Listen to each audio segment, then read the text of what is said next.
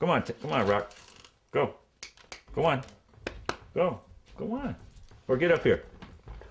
Get up here and lay down. Come on. Get up there.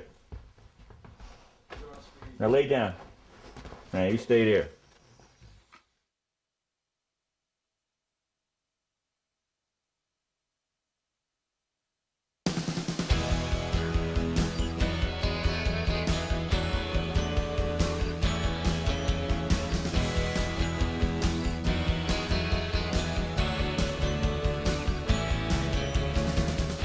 When Bruce Springsteen's high school band, the Castiles, split up in 1968, he formed a new outfit, Earth. Vini Lopez, another local Asbury Park musician, was in the audience for an Earth show and soon asked him to join a new ensemble, Child, later renamed Steel Mill.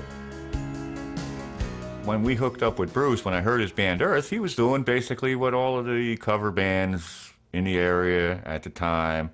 He was a three-piece band doing three-piece power trio stuff, hence Zeppelin, you know, Hendrix. He was doing all that stuff at that time, and I heard him, but he was a great guitar player, and he had the charisma, you know.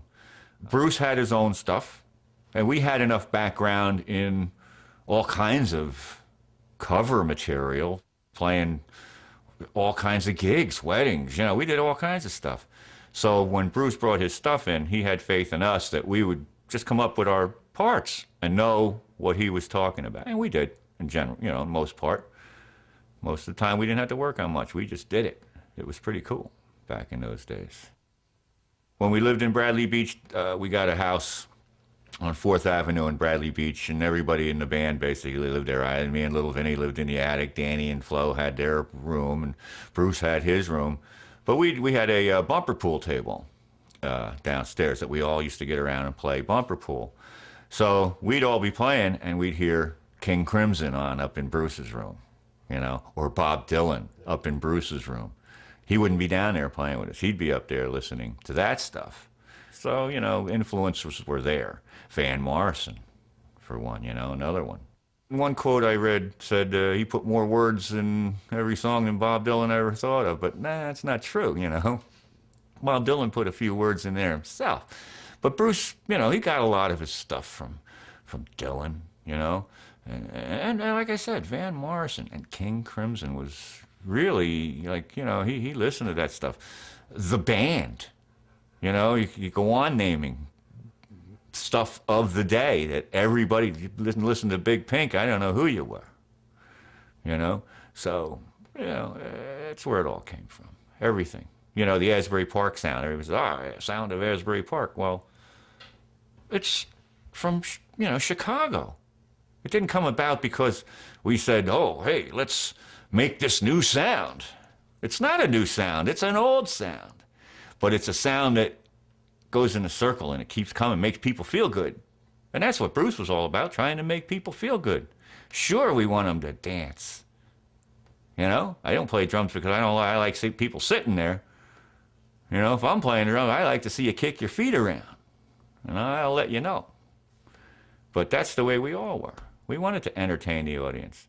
It was the influence of Van Morrison, however, that seemed to alter Bruce's songwriting approach and ultimately led to the end of Steel Mill. Well, he influenced him enough that when we were Steel Mill, we stopped doing Steel Mill and went to the Bruce Springsteen band, which incidentally had horns and girls like Van Morrison used to do. You know, so to me it was no big change because we were all listening to it anyhow.